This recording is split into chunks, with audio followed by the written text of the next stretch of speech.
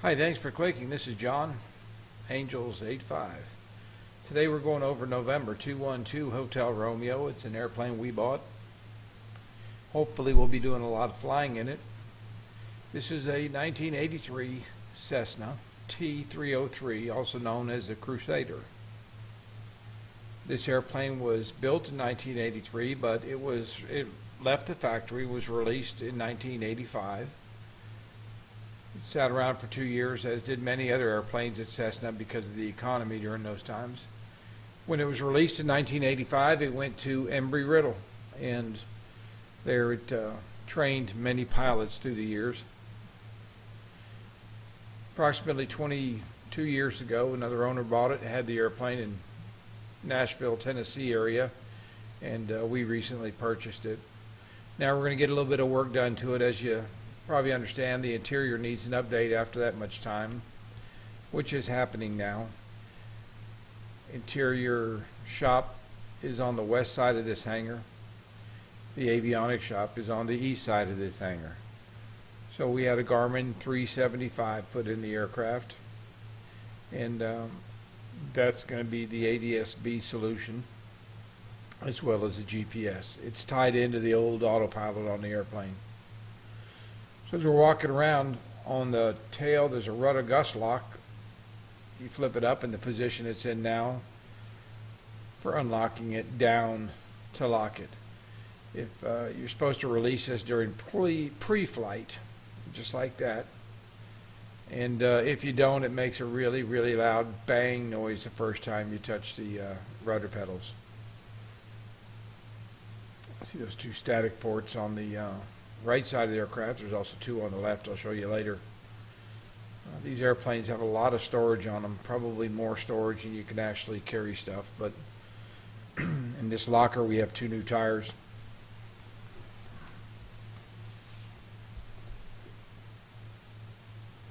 As you can see, the co-pilot has a little door, emergency door to exit. Here we go again by the static ports. And we're going to walk around to the left side of the aircraft and two more of them. So this airplane has complete separate system for the co-pilot. Again, another wing locker.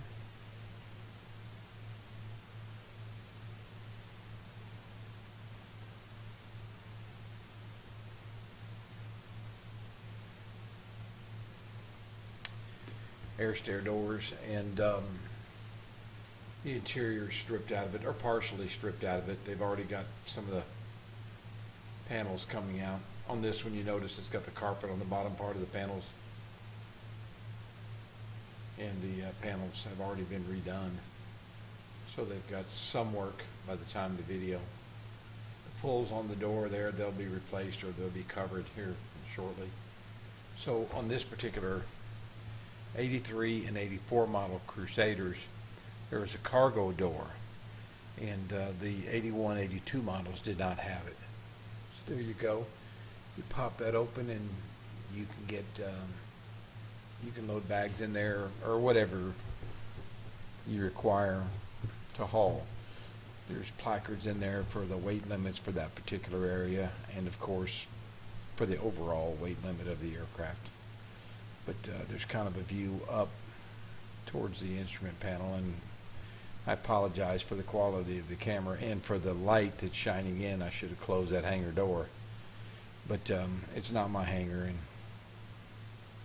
I'm a guest. Trailing link landing gear, and the rear tires that need to be replaced. Shelf life on the tires it's gone. You can see some cracks starting on them, and they're not expensive enough to worry or roll the dice. So now we're going to look for some more storage because we didn't have enough in the wing lockers and in the back. So there's more up here in the nose. There's the tow bar. Again, there's the static ports, and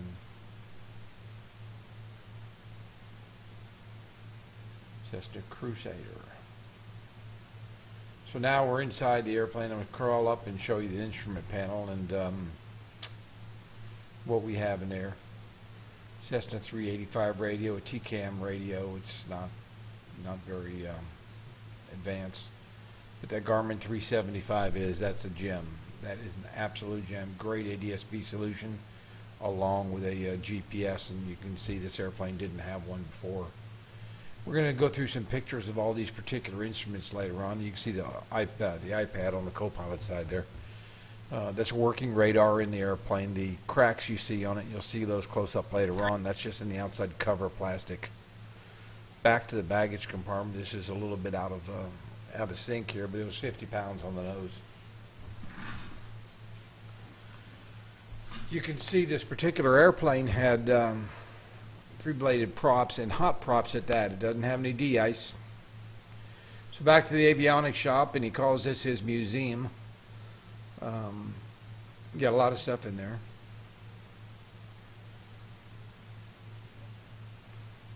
Talk about old radios. I think these some of the original ones. Some of them are, yeah.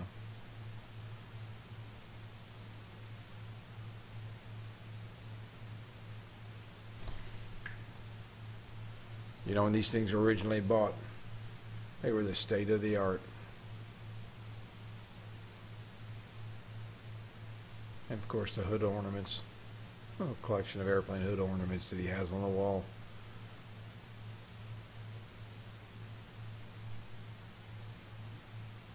Really cool what they did back in the day.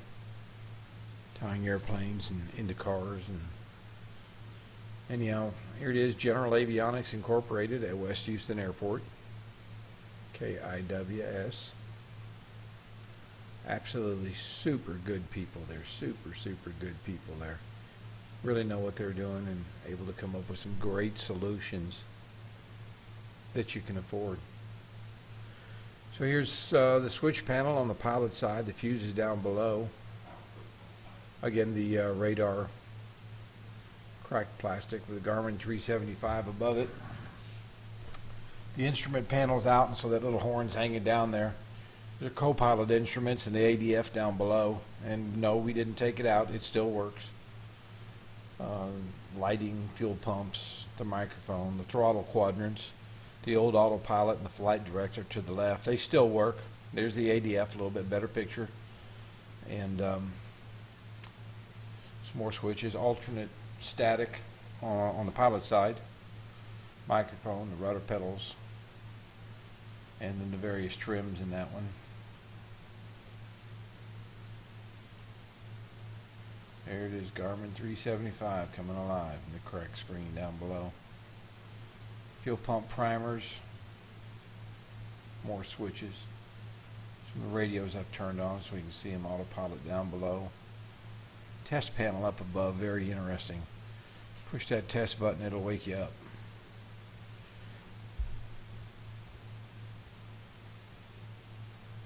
That is such a nice instrument. I'm so lucky to be able to have that. Magnetos and master switches, and you can see this stuff is got a lot of wear. It works good, but it has a lot of wear on it, on the exterior of it anyhow. And by the way, that radar, fantastic. Just turn it off on the ground.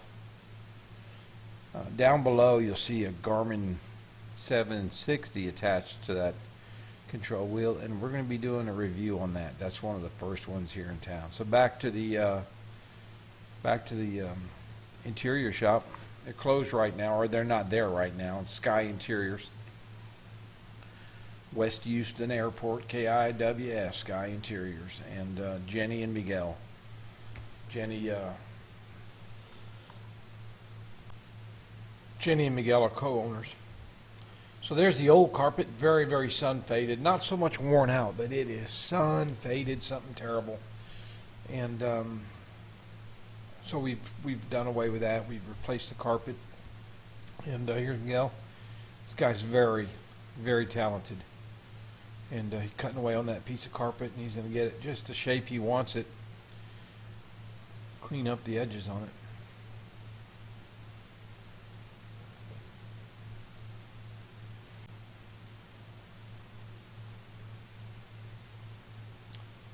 See, they've got a huge table there.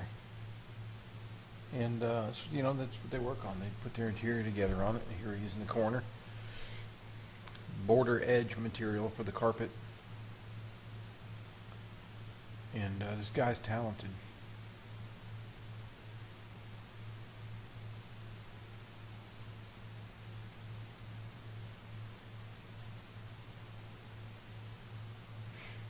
another angle, different piece of carpet obviously, but he's gonna just push it through there and fold that stuff together as he goes.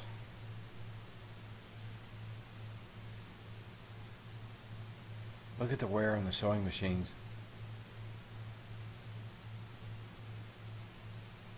Sure, that machine's put a lot of airplane interiors together.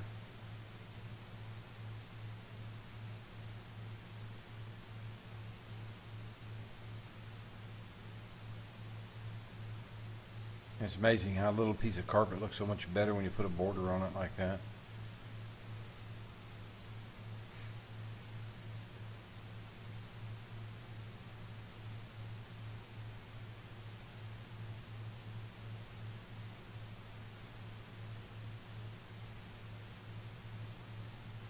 He's just really good at what he does. I would have already shown my finger to that piece of carpet. Got a lot. There's one of the seats of the airplane. They got a lot of stuff laying around inside the shop. So there's the new seat on the right, or the new material on the right, and on the left is the old seat. There he's cutting the bottom, the canvas out of it. So they put canvas on the bottom. They glue that around the seat rail. Then they put the different foams above that. And this guy's got a really good eye for seats and what needs to be done to them as they're putting them together. He went through checking all the different mechanisms and pieces and parts to make sure there's no damage or breaking on it. Again, eyeballing it, making sure it's all where it should be.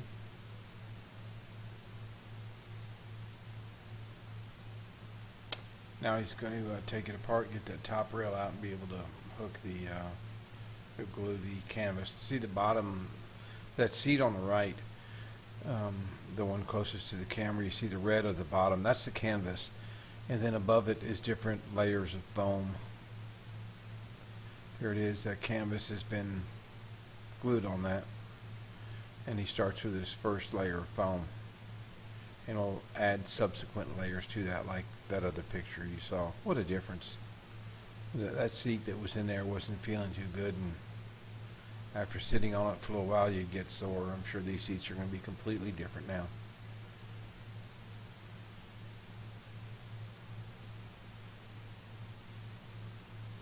Got a knife that he uses to trim it all up. You know, he makes this look really easy. I don't even want to try it. Up in the top right, you'll see that roll with his two. It's the hide. It's above his head now, and that's the leather we're going to be putting in the aircraft on the seats and the various parts. So now he's got his leather in. Now he's got leather. He's got his foam in there, and he's going to go around and use the grinder, grind the corners down, get that piece perfect, and then start adding other ones to the top. This guy's been doing these interiors for many, many years. He started out doing automotive stuff. Then they asked him where he was working, if they wanted him to do.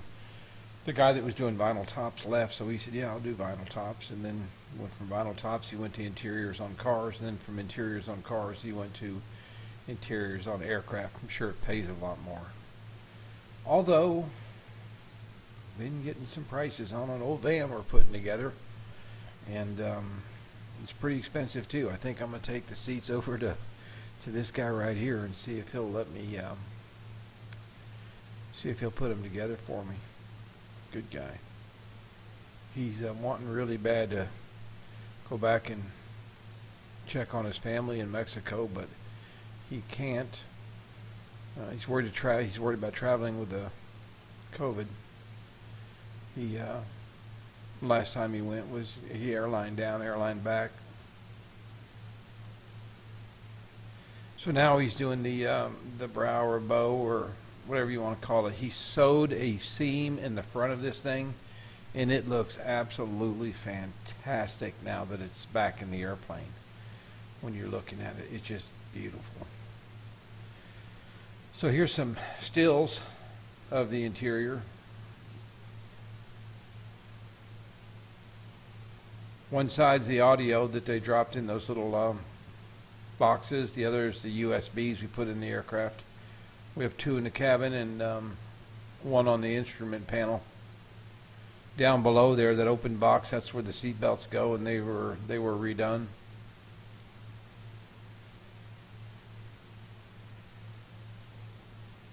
It's going to really be nice having those things in the back to be able to charge whatever we need to, because currently there's nothing back there at all. This piece of carpet, you pull it up, you get to the gear handle emergency extension right there. It's a pump. You pull it out and you pump it, and gear goes down if the lines aren't broken, I guess.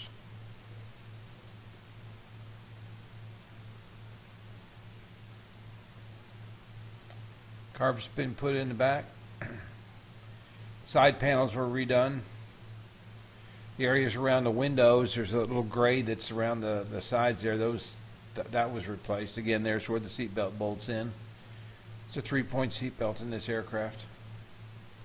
Little tray table in the back, and you can see it's coming together. The new carpet looks a lot better, obviously, than the old one. We took our time and cleaned all the seat rails. Now the curtains haven't been put back in yet. We're trying to decide what we want to do there. Oxygen ports up above. These airplanes are not turbocharged, not pressurized. They are turbocharged. With a ceiling of 25,000 feet, you're going to need some kind of oxygen, and that's where they plug in up above. There are placards in this airplane absolutely everywhere. And they're all important. So this one's the alternate, the static, alt static. If you pull it, with the various cruise speeds and the changes and the indicated speeds.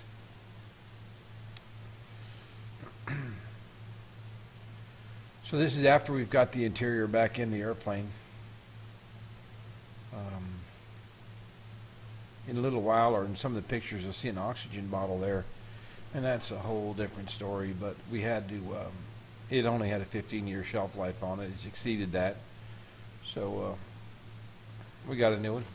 We got it recertified, and we got the valve rebuilt, just like the maintenance manual tells you to do, and all that was about $2,500.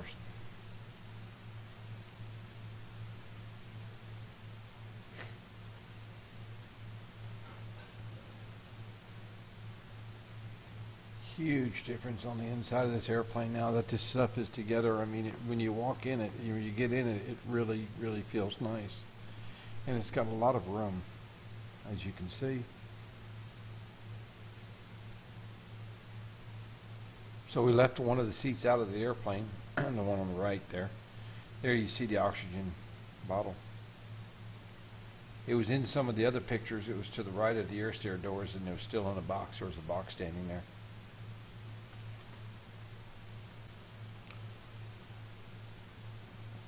Hotel Romeo, we're sitting outside now.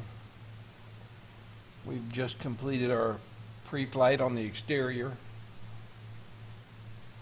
This airplane has hot props, but does not have boots and does not have a hot windshield. And that it was originally ordered that way. On the instrument panel, you can see the 2 prop heat indicators. And why, I don't know, but that's just the way they ordered this particular airplane. So here it is, and we're going to be leaving off out of here, and we'll do another video, separate video later when we go to fly it. But now it's back at the other hangar, and it's sitting there with a few airplanes, a little collection of airplanes inside that hangar. And you'll see right here in the back corner, Cessna 7070 Foxtrot. That's one of ours too, and it's going through an annual. Best Tugs is how we move our airplanes, and these people are absolutely fantastic. Ordered this tug from them used. A gentleman had traded it in, and when they sent it to me, it had new air hoses, it had new jumper cables, it had new everything. Really good shape, packaged well, and this thing has performed flawlessly. So I recommend them. Best Tugs, and they're not a sponsor. I'm their sponsor, I guess. I bought that, but they gave me a good price. It's a good tug, so we're able to haul our airplane around. Got a little headlight on it too. You can see what you're doing at nighttime.